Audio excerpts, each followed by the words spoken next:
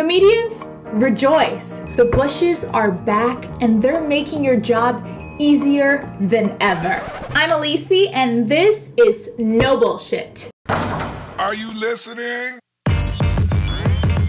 Damn.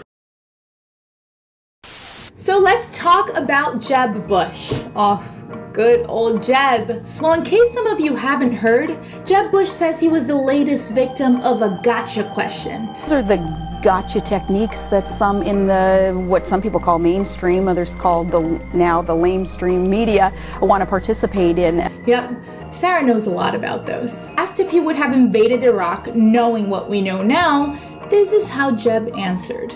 Knowing what we know now, would you have authorized the invasion? I would have, and so would have Hillary Clinton, just to remind everybody, and so would have almost everybody that was confronted with the intelligence they got.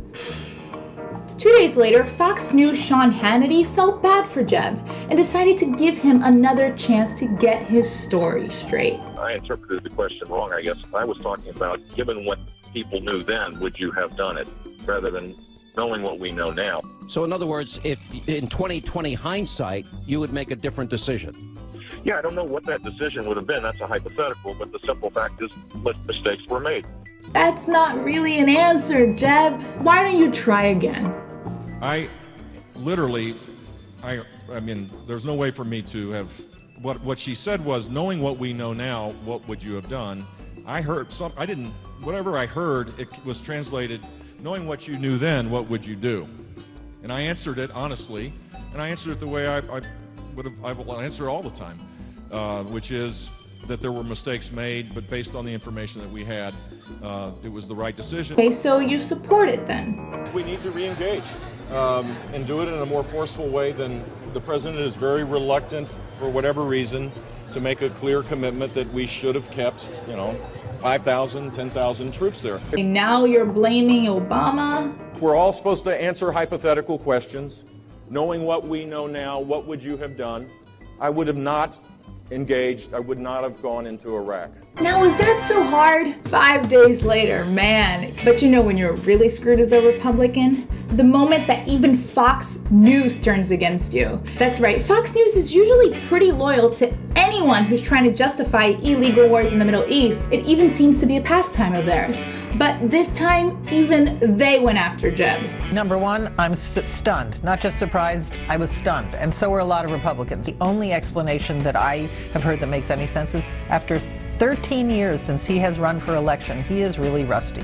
And he is just not as good a candidate as we thought he was going to be. And Perry, he's viewed very differently today than he was 7 days ago, and it's entirely his own doing. Oh no, guys, come on. There's no reason to be so mean. Jeb, I feel your pain, brother. Let's just be a little bit more understanding here, people. Asking Jeb about Saddam and Iraq isn't like asking any other candidate about Iraq, because we're talking about his brother here, and his daddy too. Remember this? But there's no doubt his hatred is mainly directed at us. There's no doubt he can't stand us. After all, this is the guy that tried to kill my dad at one time. You see, it's not about policy. It's personal. Even Jeb himself talked about the personal nature of having to answer questions about Iraq, saying, and I quote, "I'm not going to go out of my way to say that my brother did this wrong or my dad did this wrong. It's just not gonna happen. I have a hard time with that. I love my family a lot." Oh, Jeb, that's so sweet and honorable. And honestly, I feel you, man. But if you're not willing to call one of this country's biggest foreign policy blunders what it is because you love your family too much, then just don't run for president. Because there are bigger issues at stake here than hurting your brother's feelings. Like, sending people's kids off to war needlessly, or catalyzing a sectarian bloodbath in a place that posed no threat to America, or killing hundreds of thousands of civilians in a country you clearly know nothing about. But here's the beginning of the bullshit in all of this, right? So a lot of people are now blaming Jeb's campaign for not preparing him to answer this question. But having to prepare a presidential candidate for the question of whether or not he would have invaded Iraq is the equivalent of preparing him for the question of whether or not women should get equal pay as men. It's really not that complicated. especially considering that you, Jeb Bush, have an advantage over other candidates like, let's say, Hillary Clinton, who as a senator voted for the war. So when they ask you again, here's a hint. You can just straight up say no. Unless maybe I'm missing something here. I don't know, it's a possibility, right? I mean, maybe Jeb's foreign policy team does think the war was a good thing, which actually makes sense, considering that 17 of 21 of his top foreign policy advisors are basically a who's who of the Bush-Cheney war team, including Chief Iraq War Architect Paul Wolfowitz. And on top of that, Jeb also said that his main advisor on the Middle East was none other than, get ready for this, the brilliant foreign policy expert, George W. Bush.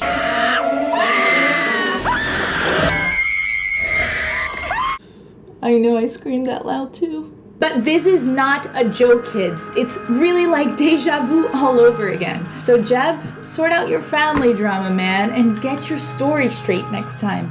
Because right now, you're just saying a lot of bullshit.